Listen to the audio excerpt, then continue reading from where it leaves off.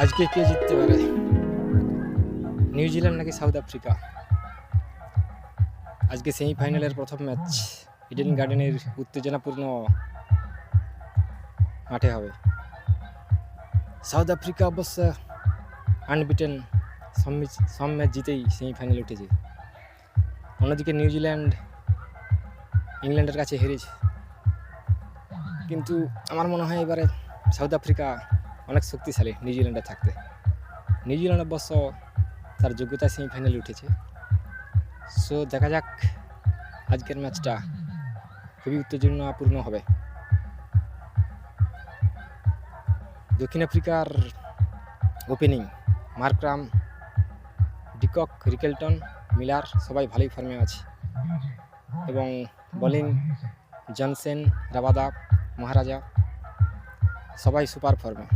অন্যদিকে নিউজিল্যান্ডও এলিয়েন সিফার ভালোই ফর্মে আছে। দেখা যাক আজকে ইডেনের উত্তেজনাপূর্ণ ম্যাচে কে জিততে পারে।